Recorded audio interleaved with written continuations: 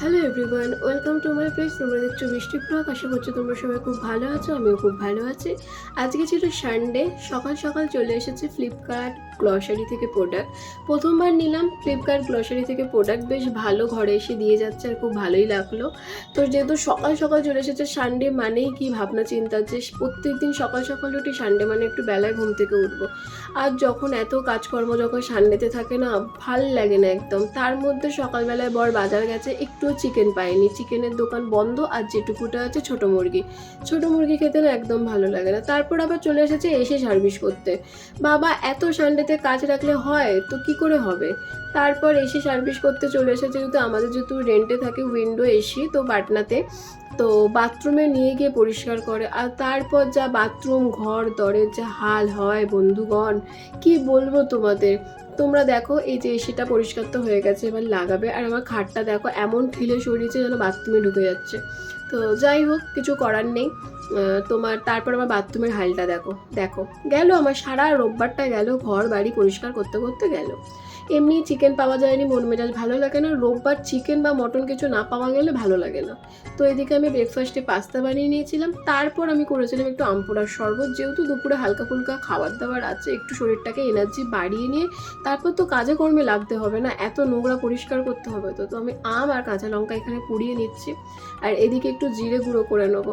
Specially জানো তো, রোববার মানে না আমার আগাগোড়া, বিয়ের আগেও তাই, রবিবার মানে চিকেন না হলে যেন মন মেজাজ আমার ভালো লাগে না। চিকেন বা মটন, স্পেশালি মটনটা অতটা ভালো লাগে না, কিন্তু চিকেনটা একটু না হলে যেন ভালো লাগে না। তো রোববার মনেই হয় না যে আজকে বোধহয় রোববার ছিল বলে। কি আর করা যাবে, আমগুলোকে ছুলে নিয়েছি। এবার আমগুলোকে কেটে কেটে একটু মিক্সিতে দিয়ে দেবো, আটিটাকে আলাদা করে।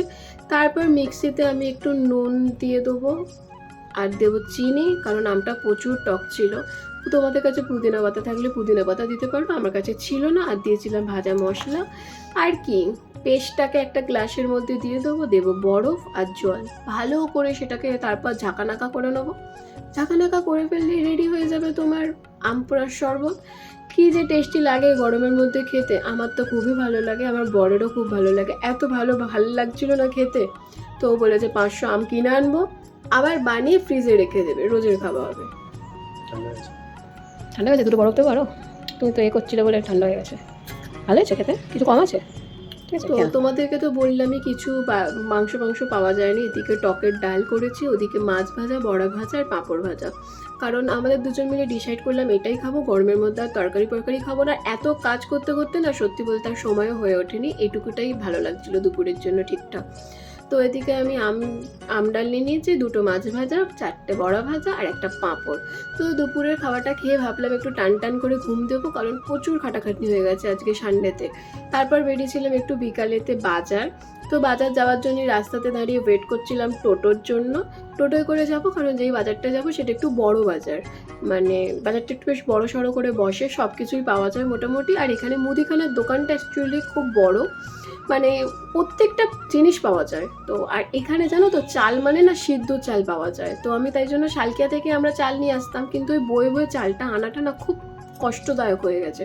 ওই জন্য ভাবলাম একটু বড় দোকানে যাই, যদি একটু ভালো চাল পাওয়া যায় তো সেটা নিয়ে আসবো। তো পেয়েছিলাম, সেটাই নিয়ে নিয়েছিলাম, ওখানে সমস্ত কিছুই পাওয়া যায়। তারপর গেছিলাম হচ্ছে মিষ্টির দোকান।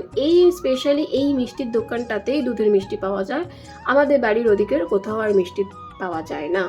তারপর গেছিলাম, সকাল থেকে যেহেতু চিকেন খাওয়া হয়নি, বর বললো আজকে চিকেন নিয়েই ঢুকবো যাই হয়ে যাক।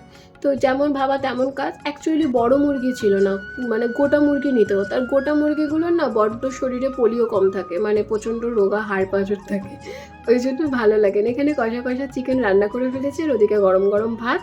তো রাত্রিবেলা গরম ভাত, চিকেন কষা, ব্যাস আর কি চাই। চলো, কেমন লাগলো ভিডিওটা তোমরা অবশ্যই জানিও। দেখা হবে নেক্সট কোনো ব্লগে। আজকের জন্য এতটুকুই, টাটা।